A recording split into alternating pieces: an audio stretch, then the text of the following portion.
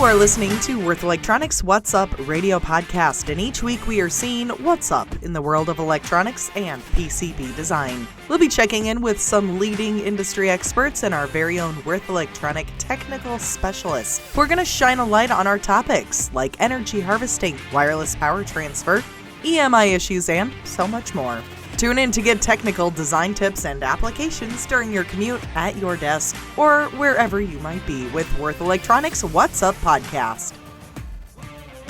The constantly growing demand for devices with wireless communication ports is really pushing devices to operate at increased bandwidths over a wide frequency range. It is becoming increasingly important to ensure every design engineer has an all-purpose radio frequency amplifier at hand. Now, it's possible to design a versatile RF amplifier that'll fit into many categories. For example, from 5G systems to radio and antenna equipment applications. The standard process when changing the operating frequency range of an existing RF amplifier usually requires a new design that includes extensive simulation as well as a new circuit board. However, this may not be necessary depending whether the new frequency range is far from the original. There are some key parameters to consider, like frequency and gain, during design of an amplifier for the high frequency range. By selecting the optimal passive components, it can extend or even improve the transmission characteristics of the amplifier device. Not only with components, but also a well-designed layout can transmit the high-frequency signal and the DC current to supply the amplifier in a single line without disturbances and interferences with each other. It improves the efficiency in the high-frequency range.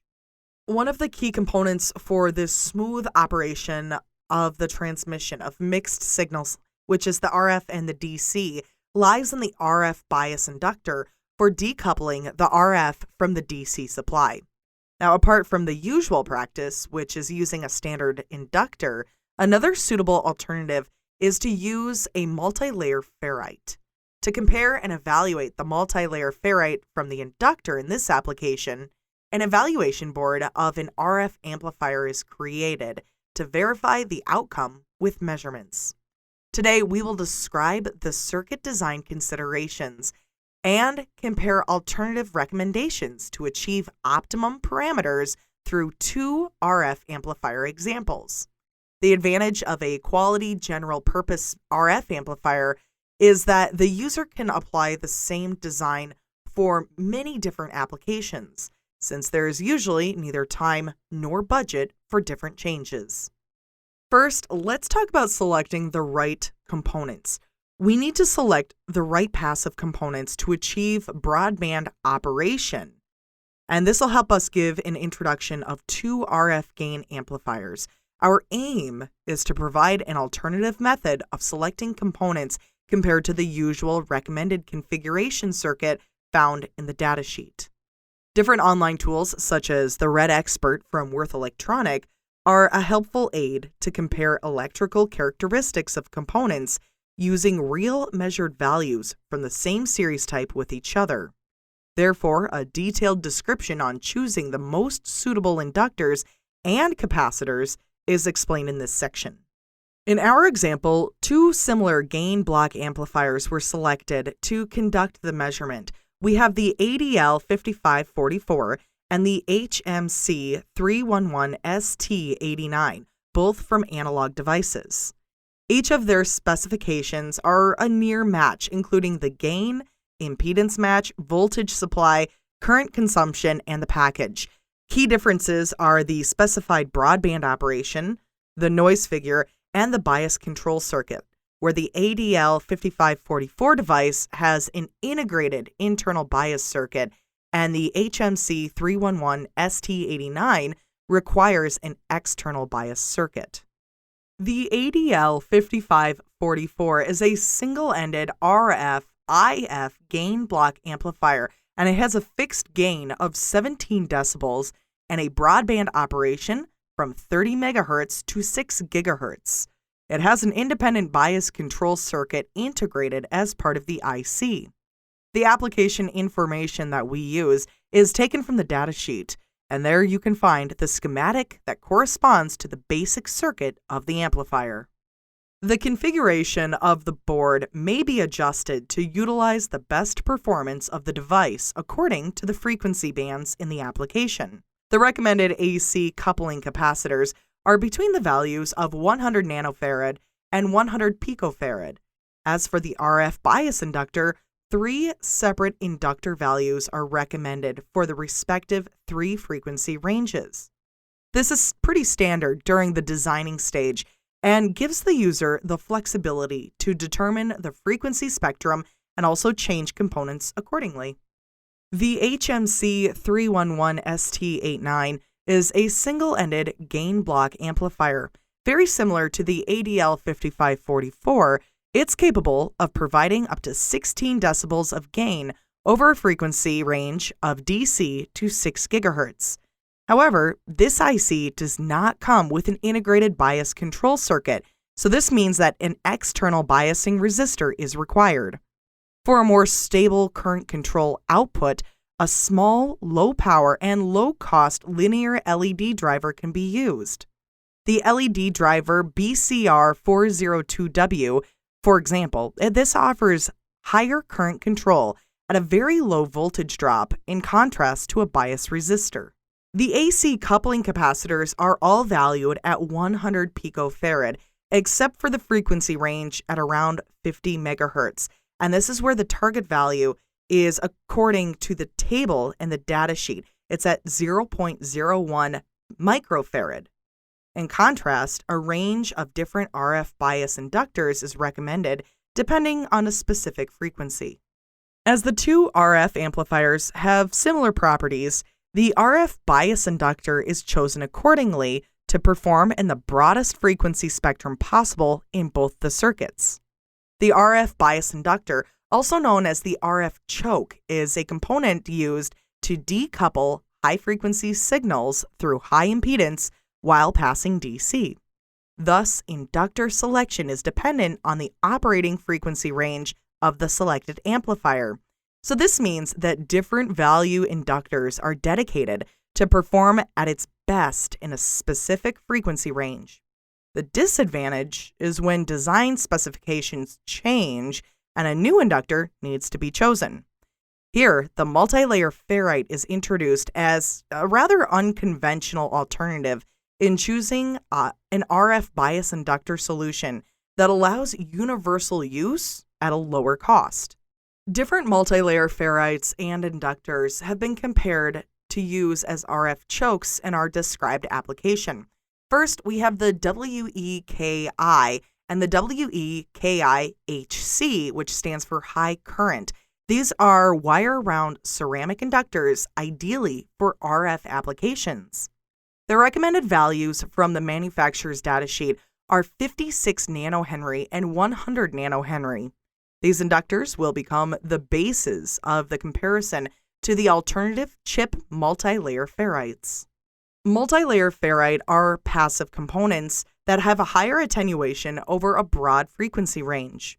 Their function is mainly to eliminate RF noise in transmission lines, acting as an impedance or frequency-depending resistor, which allows DC signals to pass through and then filter out the AC signals.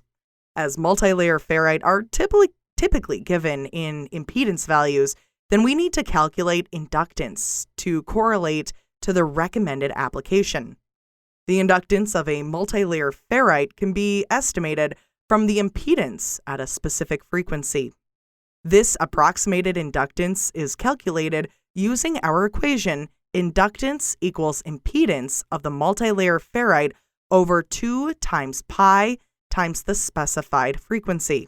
For inductors, factors such as DC bias current have less of an impact on the preservation of the inductance until the inductors are used beyond the saturation current. In contrast, DC bias has a prominent influence on the multi-layer ferrite, and the current flowing through the component changes the inductance over a specific frequency range. Multilayer ferrite saturate as a function of the flowing bias current, and this changes the impedance curve in the lower frequency. As an example, the multilayer ferrite WeCBF-HF has a bias current of 100 microamps, and this clarifies the situation. The inductance value that results from the impedance, which is at 240 ohms at a frequency of 100 megahertz, gives us an inductance of 382 nanohenry. The inductance is calculated for different frequencies from 100 to 500 megahertz range. The inductance is from 382 to 239 nanohenry respectively. Although this inductance range is lower than the recommended range, it can be compensated by adding a second multilayer ferrite in series to sum up the total inductances. Doubling the inductance will extend the range from 764 to 478 nanohenry, and this becomes an acceptable range, especially since the impedance in the example shown here is lower because at a higher bias, current test condition has been used.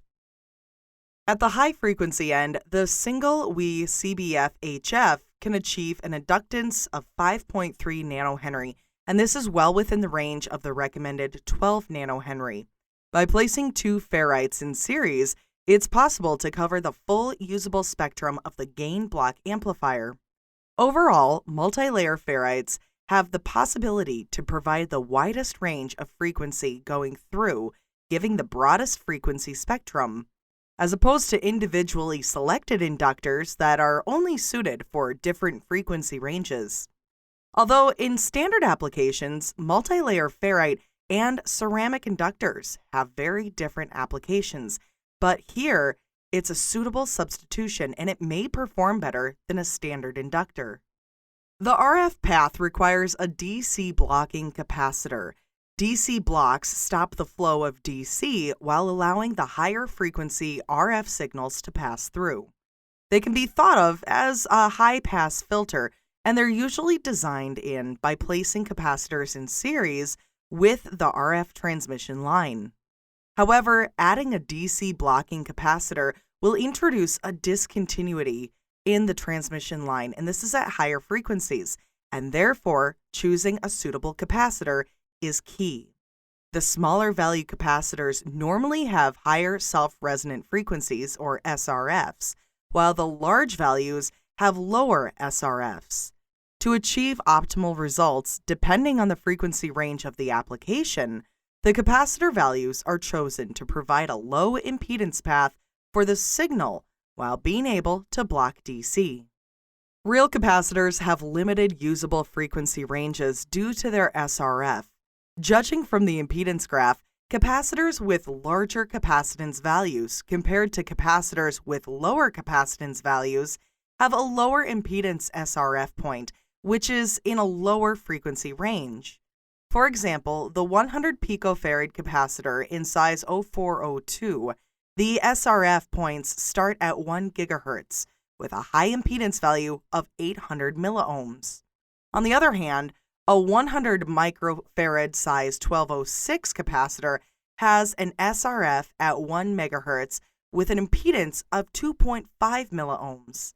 This means that the recommended capacitor of 100 picofarad 0402 has 10 times more impedance to begin with than the 100 microfarad and 1206 size. Apart from having low impedance, it also requires broadband usability to realize the full spectrum of the amplifier. Next, we'll discuss the PCB layout design. Now, F-layout techniques should be used to maximize performance of the gain block amplifier. It's important to minimize impedance mismatch loss, which causes disruptions when signal passes from one impedance not aligned to another impedance. Therefore, it is ideal that the signal line tracks are designed with grounded coplanar waveguides that should have 50 ohms impedance in order to prevent reflections. Here, the standard two-layer PCB setup was used with a TG135 FR4 core material, and this has a thickness of 1.55 millimeters. This fixes two of the adjustable parameters, the dielectric constant and the thickness used to calculate the waveguide impedance. Adjusting the width of the trace and the gap will lower and raise the overall impedance of the line, respectively. Furthermore, good ground techniques should be applied, and this helps to establish a low impedance connection to the ground plane. Adequate number of via holes should be used to connect the top and bottom ground planes, creating a via fence. Having the via fence helps to capture stray fields between ground to reduce coupling and minimize losses. This is particularly important along both sides of the coplanar waveguide, but it can also be seen around components and on the edges of the circuit board to reduce uncontrolled coupling. Most ICs require a solid ground plane directly underneath the component. This helps to ensure good grounding. Known as a ground paddle, the use of multiple thermal vias connecting the top side with the bottom side is to further achieve a distributed heat transfer by providing good heat sink capabilities in several layers. The following example is shown as Figure 1 in this podcast, and it is a recommended configuration that shows 3 via holes embedded inside the LAN pattern and with an additional via fence surrounding the chip. This supports the amplifying chip with a stable ground connection. Solder resist or solder mask is a thin layer of colored material printed on top of the copper trace layer. This protection layer actually prevents against oxidation, and it offers electrical insulation to protect areas from taking solder. This provides many advantages. For example, if you have to solder only where it is needed, or to reduce short circuits caused by solder bridges from traces that are extremely close to one another. In contrast, the solder resist has a negative influence on the RF transmission lines. This is due to its lossy properties. Solder resist has a high dielectric constant, and this means that it adds to the dielectric constant of the system. Now, as it is applied as a liquid, the thickness may not be well controlled, and it's pretty unpredictable. This means the characteristic impedance will become harder to control. The simulation models also don't take into account the resist thickness, and even if they do, the impact cannot be controlled or modeled accurately. At high frequency, having no solder resist is going to reduce the loss and achieve better RF transmission. It's important to also include solder pads in the ground plane for the SMA connector. Not only does this mechanically strengthen the connector to the PCB, but it also reduces drawbacks because of the gap between the connector housing and the PCB. And having this gap or any space between the connector and the PCB can cause unwanted matching problems, and a solder connection on the bottom side actually gives the connector an additional stable ground connection. It's pretty easy to find a suitable capacitor value for the DC block capacitor and to choose a suitable size. The 1206 size of the DC block capacitors is considered large in this application, as it's nearly equal in width to the signal trace. In order to compensate the additional stray capacitance on the trace because of the dimensions of the capacitor, not just the width, but also the extra height of the component must be balanced by adjusting the gap track width across the capacitor. The stray capacitance can be compensated by increasing the gap between the trace and the ground shield. Changing the RF trace width causes discontinuities, which varies the impedance along the RF path, and this is not desired because it causes reflections and also field conversions. Therefore, it is best to keep it consistent. To measure the impedance of the signal line, a time domain reflectometry or TDR measurement can test the trace for impedance jumps. Similarly, the reflection and transmission measurements from the S parameters can also provide information about the performance of the board and where it can be used to analyze whether board loss has an impact on the application. We then have to measure the setup. So the aim of the measurement is to evaluate the transmission characteristics of RF signal over the frequency range. First, to define the measurement setup in order to understand the results. The transmission characteristics of the test board that we show in Figure 2 is where S11 is the reflection at RF in and S21 is the attenuation between RF in and RF out. DC is supplied externally through DC in, which then gets combined with RF out. Then we compare the results of traditional standard approach versus an unconventional approach of designing an RF gain amplifier. In order to understand what differences will affect the performance of the RF gain amplifier, the RF bias inductor component is changed. We will draw our conclusions based on how broadband the RF gain amplifier can be used. First, the behavior of the evaluation board without amplifier is analyzed. This will assess the characteristics of the RF and the DC system before including the RF gain amplifier. The standard recommended approach of RF inductors is compared with the multi-layer ferrite, and this is followed by a comparison of different multi-layer ferrite series, which include the WE-CBF, WE-CBF-HF, or high frequency, and the WE-TMSB. Finally, to evaluate the behavior of the RF gain amplifier implemented into the overall RF and DC system. In our measurements, the S parameter of the WE-KI wire-wound ceramic inductor, valued at 56 nanohenry, was used as a decoupling inductor. We can see on the curve S21 that the signal passes through with minimal damping from around 400 MHz to 6 GHz before reaching an attenuation of 3 decibels at about 6.5 GHz. Successful transmission is generally defined between 0 and -3 decibels. As an attenuation of 3 decibels already corresponds to a transmission ratio of 50%, half the power is attenuated. Avoid going lower to ensure an effective signal throughout. The attenuation of 3 decibels value is indicated by a black dashed line in the graphs, so below 400 MHz and above 6 GHz. The attenuation increases sharply. This means that in these frequency ranges, the signal is hardly amplified anymore. In addition, a couple of resonant peaks are present, and this disrupts the signal transmission, and it may cause disturbances. An attenuation value of 1 decibel occurs at 6 GHz, indicating that 80% of the signal is transmitted before the attenuation starts to roll off as the frequency increases.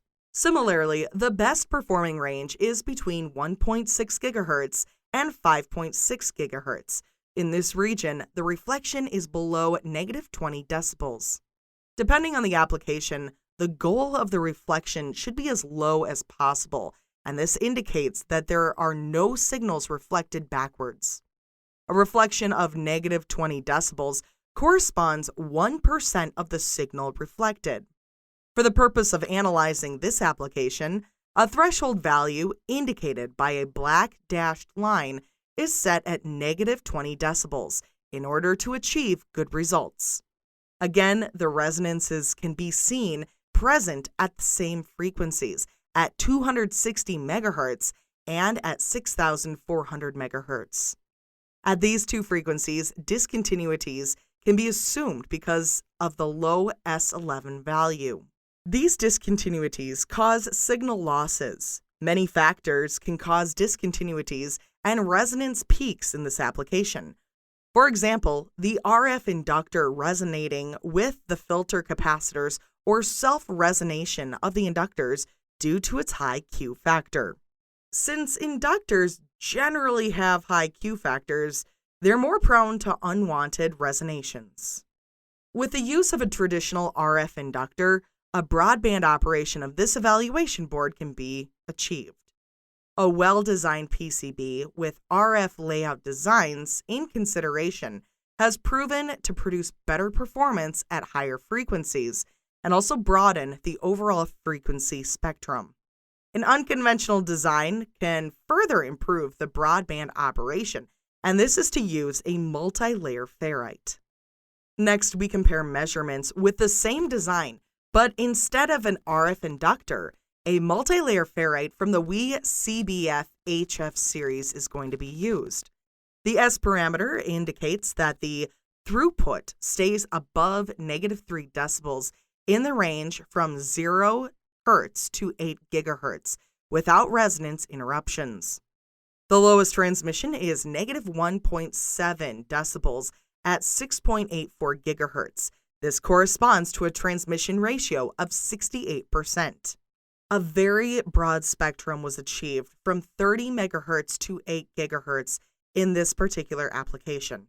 Similarly, the results are reflected when analyzing the reflection loss S11. Throughout the whole measured frequency spectrum, the reflection stayed below -20 decibels. This achieved a reflection smaller than 1%. In our comparison between the WE KI and the WE CBF HF, again, that's high frequency, we can clearly see the main advantages of using a multi-layer ferrite over an RF inductor. In lower frequency range, the signals are not affected by resonant peaks. Inductors generally have a much higher Q factor than multi-layer ferrite. Consequently, the higher the Q factor, the greater the amplitude of the resonance peaks are formed. These peaks are reflected in the reflection loss S11 of the RF inductor. In comparison, the multi-layer ferrite has a much more stable performance over the whole spectrum, with reflection sitting below -20 decibels throughout. Overall, the measurement confirms that by using multi-layer ferrite, better transmission is achieved over the entire frequency range. Not only has it broadened the usable frequency range, but the clarity of the transmission signal is more stable. However, multi-layer ferrites also have disadvantages from its characteristics behavior. High-frequency multi-layer ferrites generally have lower rated current values due to its high impedance. Therefore, using multi-layer ferrite in place of RF inductors may only be suitable for low current applications. Applying DC bias changes the overall system, and we can see that the transmission characteristics over frequency is smoother. The current reduces the inductance and impedance values, and it can also shift the resonance frequency of components. This effect can be seen in Figure 3 attached in this podcast, where the application is under DC current bias of 0.1 amps. The gray curve shows the measurement results of WE KI inductor, and the red curve shows the results of WE CBF HF, both with DC bias. Now, usually a multi-layer ferrite's point of SRF shifts to a higher frequency with increasing current, while the impedance decreases. For a capacitor, the SRF shifts to a higher frequency with increasing voltage, while the impedance increases. On the other hand, RF inductors are generally more stable in saturation than multi-layer ferrites. This measurement with DC bias does not affect the overall performance when taking into consideration designing in the correct components. To compensate for a lowered impedance and inductance values of the multi-layer ferrite, and the capacitors must be selected under the right bias conditions. This can be designed with the help of Worth Electronics' online tool, Red Expert. Previous comparison was made with an RF inductor and a multi-layer ferrite. However, there are also different characteristics of a multi-layer ferrite which show different results in the transmission characteristics of the application. In our comparison, all multi-layer ferrites seem to have similar electrical properties, but their effects in terms of transmission characteristics differ. The S parameter values for the WE CBF and the WE TMSB are similar. In the reflections S11, they stay below the -20 decibel threshold value until 1.6 gigahertz before ascending above the limit until the end of the measured frequency range. Discontinuities and resonance appear in this region and can be seen reflected in the S21 throughput attenuation as well. The attenuation of 3 decibels at 4.8 gigahertz and 4.1 gigahertz causes 50% of the signal to be lost. Overall, the WE CBF-HF outperformed the other two series. One reason for the difference is due to the internal structure of the multi-layer ferrite. For example, the construction of the internal windings of the WE CBF are layered horizontally, while for the WE CBF-HF, the windings are layered vertically. Other factors may be due to specific electrical properties, such as saturation rating. Our comparison shows that when selecting components, it's important not only to choose alternative components, but also the right ones for the application. Lastly, the results of both the design of the PCB and passive components that we selected with an operating gain amplifier example are evaluated. Earlier, we discussed the two RF gain amplifiers, the ADL5544, this has the integrated bias, and the HMC311ST89 without integrated bias. We'll now discuss our comparison in the application with RF gain amplifier. First, we need to evaluate the results between an RF inductor and a multi-layer ferrite. Based on the datasheet, both the RF gain amplifier are capable to be used up to 6 gigahertz. Our comparison shows the transmission characteristics for the ADL5544 amplifier with the WE-KI RF inductor. The output gain starts at 17.9 decibels and it decreases continuously to 10.67 decibels at 8 gigahertz. Now, as for the WE CBF-HF multi-layer ferrite, the output gain is around the same and it decreases to 10.16 decibels respectively. This indicates that both components have similar gain output profile. In this application, the current bias is seen as a high impedance element to the RF signal. The current source should enable the signal to remain as unaffected as possible and also provide a direct current for the supply of the amplifier module. However, an RF inductor does not provide continuous high impedance over a wide frequency range, but usually only over intrinsically limited range, for example, around 200 megahertz to 2 gigahertz. In addition, the impedance curve has a sharp self-resonance peak, and this is due to the parasitic capacitance. That's why there are clearly noticeable peaks present in the RF inductor application. These peaks are at 1,572 megahertz and 7,050 megahertz in the case of the throughput attenuation S21. At these frequencies, significant discontinuities are also evident, and this is shown by the reflection loss. In comparison, the HMC311ST89 gain amplifier achieved a smaller gradient than the ADL5544, keeping the gain throughout the frequency spectrum stable. One factor to consider is the influence of the bias network. The ADL5544 has an integrated bias, while the HMC did not. This allowed the flexibility to design a good external bias circuit to support the RF and the DC signals. The overall comparison between an RF inductor, such as the WE-KI, and a multi-layer ferrite, like the WE CBF-HF, shows that the performance of the multi-layer ferrite can achieve a more stable performance without resonances. In conclusion, broadband amplifiers are often needed in receiving applications when using antennas to reproduce a wide range of small signals with low noise. The results show that under practical conditions with DC bias effects, the RF circuit design is crucial for overall performance. The supply voltage for many amplifier modules cannot be applied directly, but instead they must be coupled in via the signal line. Therefore, a high impedance component over the broadest possible frequency range is used to ensure the complete RF signal can be amplified by the module and is not affected or attenuated by the DC bias circuit. In this application, an alternate component, a multi-layer ferrite, was investigated and compared to the traditional method of using an RF inductor. With the multi-layer ferrite, a broader frequency spectrum and higher stability due to lower reflections could be achieved. The ferrite WeCBF-HF had a high and stable impedance and therefore a high decoupling with low peak resonances, while the standard choke, the WeKI, had a lower bandwidth and visible resonances throughout.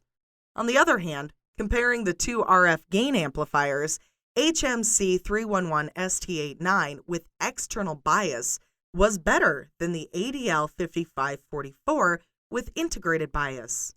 The goal to achieve a broader usable frequency spectrum application has been achieved. Attached images are available in most podcast streaming networks. To view all images, visit www.we-online.com/podcast. To download the complete application note discussed today, visit Worth Electronic online at www.we-online.com/appnotes.